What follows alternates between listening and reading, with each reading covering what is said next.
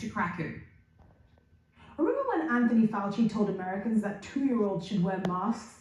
That vaccinated people were extremely unlikely to spread COVID? That the virus almost certainly came from a wet market in Wuhan and not from a lab?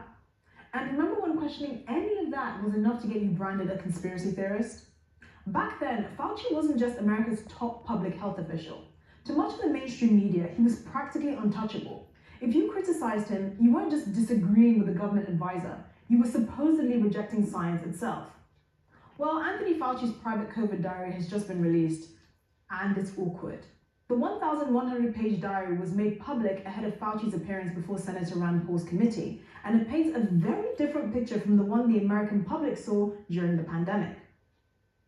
For starters, Fauci seems completely fascinated by his own celebrity. He records calls from politicians asking for his advice, celebrities wanting to meet him, standing ovations in restaurants, glowing newspaper profiles, and at one point even writes that he was probably the most famous and most talked about person in the world.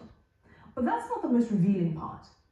The diary suggests there was far more uncertainty behind the scenes than Fauci ever admitted publicly. Take the lab leak theory, for example. In public, Fauci repeatedly dismissed it, insisting the evidence pointed to a natural spillover from a wet market. But in his private diary, he writes that while some scientists supported that explanation, others believed deliberate insertion in a laboratory was possible. He even noted that the question couldn't simply be dismissed and needed further investigation. That's a very different level of certainty from the message the public was getting. The diary also shines an uncomfortable light on the media. Rather than treating Fauci like any other powerful public official whose claims should be scrutinized, many journalists appeared happy to amplify them.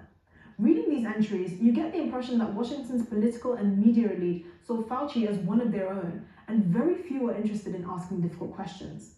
But it does suggest something that many people suspected for years. The public was often given certainty when there was actually uncertainty. And after everything people sacrificed during COVID, it's not hard to see why that has done so much damage to trust in public institutions.